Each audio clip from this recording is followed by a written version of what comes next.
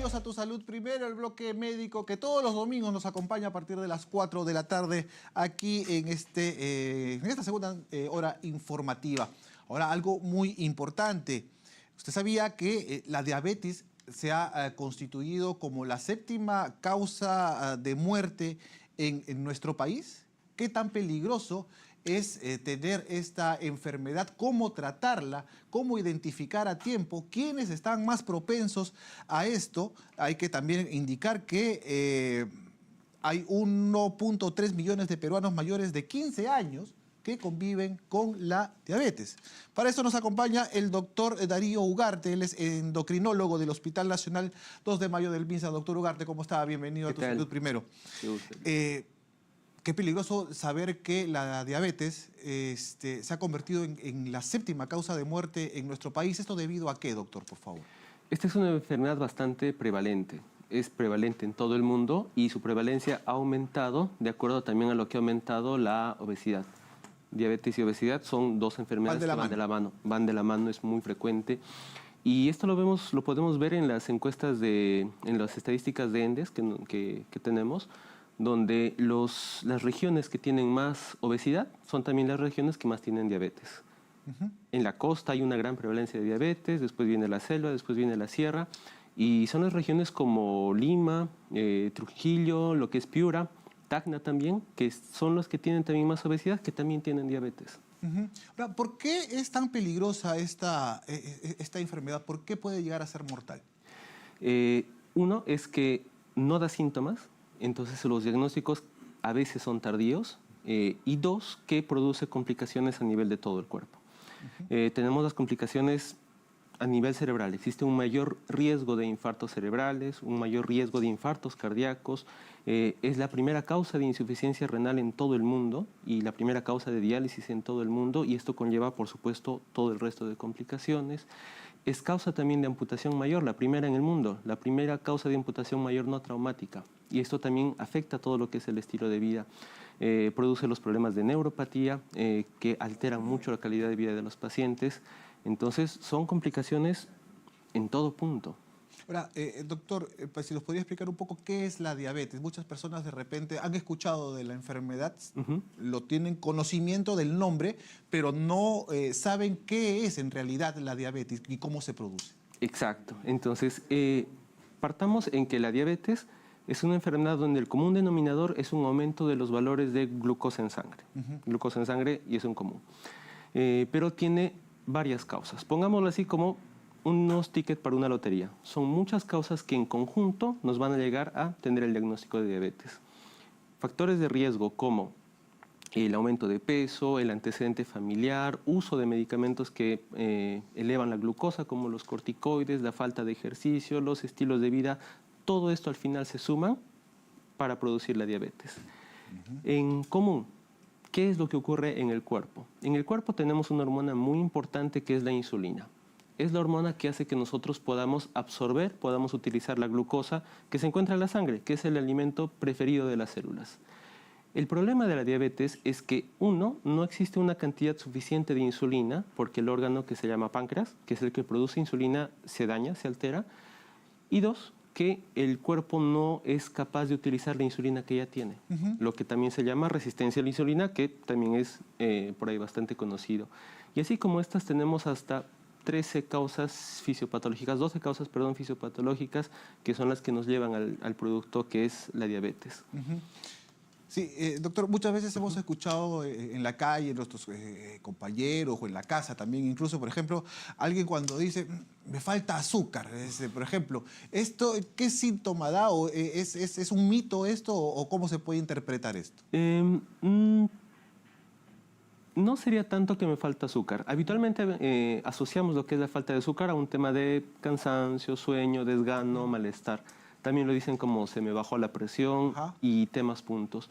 No son tantos síntomas de diabetes, ¿no? Pero en un paciente con diabetes que usa medicamentos ya para diabetes, medicamentos hipoglicemiantes, sí pueden experimentar estos síntomas y hacer una glucosa baja.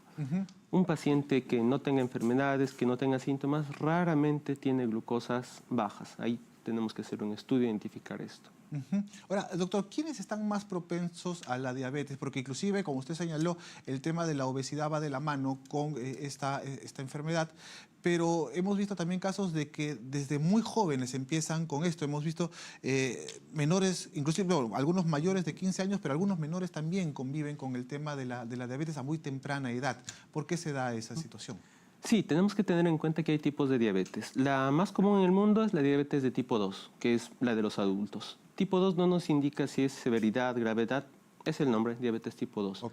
La diabetes tipo 1 es la que habitualmente da a los niños. Y tenemos dos diferencias, bueno, una diferencia muy importante, que mientras en la diabetes de tipo 2 la cantidad de células beta que producen insulina se pierde poco a poco, por eso no suele dar síntomas, y da síntomas cuando se perdió la mitad aproximadamente, después de 5 años de que comenzó el problema.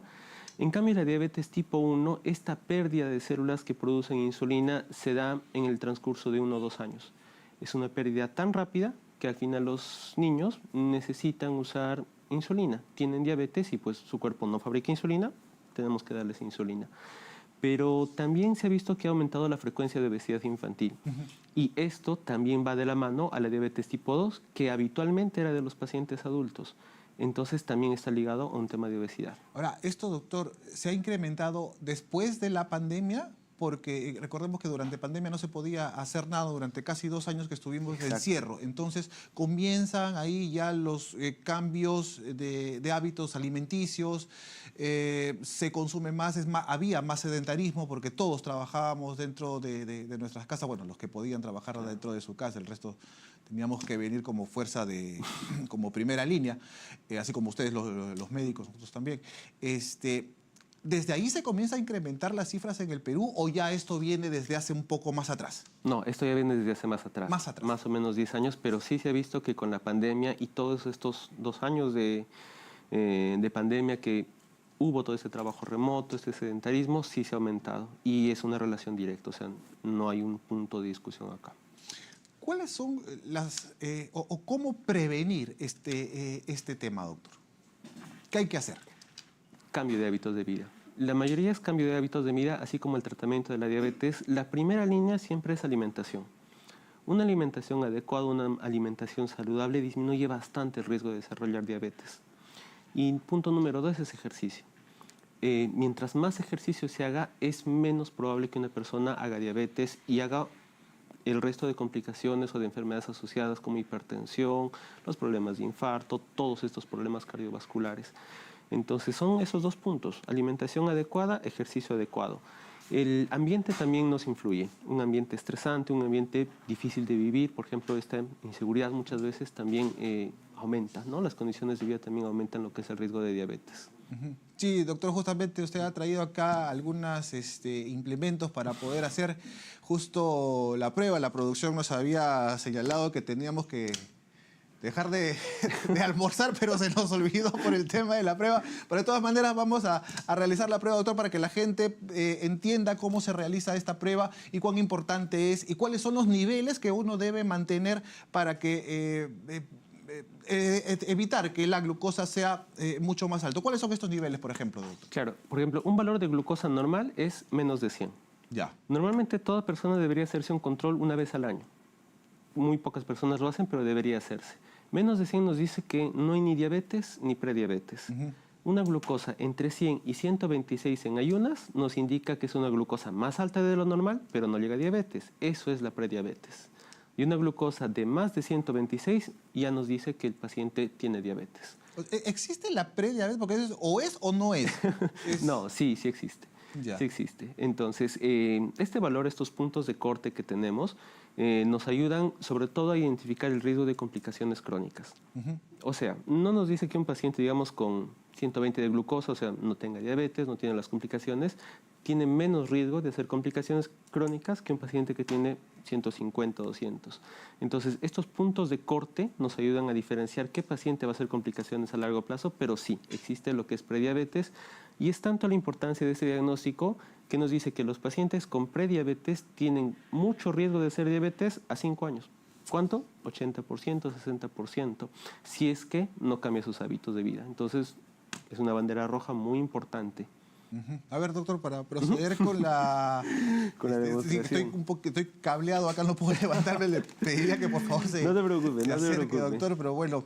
¿Qué es el procedimiento que tiene que hacer usted aquí ahorita? Si los puede describir. Esta es una prueba rápida, este es un glucómetro. Ya. Este aparato se encuentra en todas las postas, todos los centros de salud lo tienen. Se hacen las mediciones en emergencia también. Y lo que utiliza son estas tiras reactivas. Bueno, los pacientes que tienen diabetes también tienen usualmente este aparatito, ya que les ayuda mucho al automonitoreo. Entonces colocamos una tira.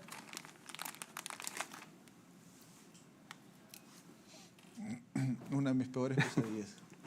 No, ni la va a sentir. Entonces, El tema de la sangre. el tema de sangre limpiamos. Sí. Ok, se procede primero, claro, a limpiar el área que se va... Claro, claro. Siempre yo me lavé antes de entrar a hacer las manos, entonces. Y tomamos una prueba. Y no, ni la sintió. Ujú. Y hacemos la medición. Ok. Ahí presione. Y está en un saludable 97. Entonces, Hay que muéstrelo a la cámara, por favor, Ahí. doctor. Entonces, estamos... bien. A la cámara de acá. A esa cámara, ahí está mejor. acá. Perfecto. Entonces Perfecto. estamos en 97. A pesar de haber comido algo ligero nada más. Eso es lo normal. No estoy dentro del rango. se Eso podría es lo decir. normal. Lo normal es que el cuerpo regule muy bien estos valores de glucosa. Y el cuerpo gasta mucha energía para regularlo. Porque una glucosa alta, a pesar de que no sea tan alta como para un paciente con diabetes, también nos conduce a complicaciones crónicas. Ujú. Muy bien, doctor Darío Ugarte, muchísimas gracias por esa explicación y por la importancia que hay que hacer. Justamente el 14 fue el Día Internacional de la Diabetes y me imagino cuál va a ser, por favor, su recomendación al público. Tiene nuestras cámaras, diríjase para que nuestro público tome conciencia de esta enfermedad. Claro, la diabetes es una enfermedad bastante prevalente que nos produce muchas complicaciones a largo plazo. Habitualmente no nos da síntomas, es por eso importante, muy importante que se haga un examen preventivo al menos una vez al año. Todas las personas deberían hacerse un examen una vez al año y siempre tener como hábito de vida una alimentación adecuada, evitar comida chatarra, coman verduras, frutas y ejercicio. El ejercicio es muy importante, extremadamente importante, al menos media hora por día, ejercicio aeróbico y de resistencia, correr, trotar, no solamente es caminar, es correr, trotar, hacer algo de peso. Y con eso el riesgo de diabetes disminuye bastante. ¿Desde qué edades, por favor, se puede empezar con esto? ¿Desde muy niños también hacer Sí, esto? claro, siempre. El hábito de vida se forma desde niños. Entonces un niño que se adecua a hacer ejercicio siempre, a comer sus verduras siempre, va a ser un adulto que siempre va a hacer ejercicio y va a comer bien. Por eso nos decían siempre, coman sus verduras. Coman sus verduras. Así. Muy bien, doctor Darío Ugarte, endocrinólogo del Hospital Nacional 2 de Mayo del Ministerio de Salud. Muchísimas gracias por haber estado y Gracias. participado aquí en Tu Salud Primero. Ahora nos vamos con nuestro compañero Américo Guamán, justamente desde San Isidro. Él nos trae algunas recomendaciones de hábitos alimenticios que deben tener las personas que quieren evitar la diabetes o que ya la tienen, pero que tienen que seguir cuidándose. Américo, ¿cómo estás? Muy buenas tardes. Buenas tardes y nos encontramos con la doctora Catherine Cántaro, que nos va a dar detalles sobre el plato recomendado para una persona que tiene diabetes. ¿Cómo está, doctora? Buenas tardes. Muchísimas gracias por la oportunidad. Es muy importante hablar de que el plato es tanto almuerzo y cena. En algunos casos hasta dejan de cenar con el objetivo de que les baje el azúcar en sangre y eso es mucho peor porque durante el sueño uno regenera la masa muscular. Así que vamos a hablar de los elementos que deben acompañar el plato saludable. Vemos este plato que está dividido en varias partes, 4 partes. Exactamente, entonces vamos a hablar de las fuentes de carbohidrato. Vamos a tener los granos, como por ejemplo tenemos a las menestras, a la quinoa, el trigo, también puede ser de vez en cuando un tubérculo sin ningún problema. Luego vamos a tener a la fruta por su impacto de carbohidratos y fibra, que lo vamos a tener en este punto. Luego vamos a surtirnos de vegetales. El objetivo es que tengamos un platito de vegetales, una mezcla que sea completa de diferentes 3 a 4 porciones de vegetales. Y por último, la proteína. El peruano promedio tiene el tema de que consume más alma de pollo que pollo, pero sí deberíamos buscar, y en especial en el diabético, mayor contenido de cárnicos, al menos 90 a 100 gramos de carne pulpa, porque eso le va a dar saciedad. Obviamente, ¿qué es lo que pasa? Acá en el Perú nos servimos medio plato de arroz, medio plato de menestra y un pedacito de pollo, y eso para el diabético puede ser perjudicial por el impacto en la glucosa. Eso es lo que le iba a decir. Acá, por ejemplo, el peruano común se hubiese echado arroz, y un pedazo de pollo o carne y ese es el almuerzo del día, pero no. Esta es la forma, esto es una de las maneras porque no hay que desmerecer que también tenemos fuentes de proteína vegetal a través de la menestra, a través de la quinoa y el trigo, hasta el arroz podría ayudarnos, pero siempre en una porción recomendada. Entonces, esto es una opción y como les digo, almuerzo y cena. Lo único que yo le cambiaría a la cena es que quizás le vamos a bajar un poquito la fuente de fruta, pero después necesitamos cenar para mejorar la masa muscular durante el sueño. Si el diabético se queda sin músculo, se hace más proclive a empeorar su diabetes y las comorbilidades que empeoran pues con problemas de la vista, renales o a nivel de pie diabético. Entonces, las combinaciones son la clave. No hay carbohidratos prohibidos para el diabético, sino es la combinación. Y quiero que me acompañes por aquí a ver diferentes fuentes. Así es. Entonces el diabético puede comer de todo. Exactamente, pero una porción recomendada. Para eso, tacitas medidoras nos sirven mucho. Poder pesar la cantidad de proteína que vamos a ingerir. En el caso, habláramos de carnes animales, pero también tenemos de apoyo las grasas a partir de las semillas de chía y de linaza. Se ha demostrado que la chía puede ayudar a disminuir la glucosa en sangre, la linaza que puede disminuir factores de colesterol, triglicéridos y los frutos secos, obviamente en una porción recomendada, así como vemos ahí, que es un puñito, nos ayudan también a cubrir micronutrientes. ¿Y qué tal? El tema con el diabético es que siempre dice, no esto, no el otro, no esto. No hay alimento prohibido. La mezcla es lo importante. Entonces, lo que yo haría sería comerme un puñado de uvas, que, ay, no, tiene mucho azúcar el diabético. No, pero lo voy a acompañar también de un puñado de almendras.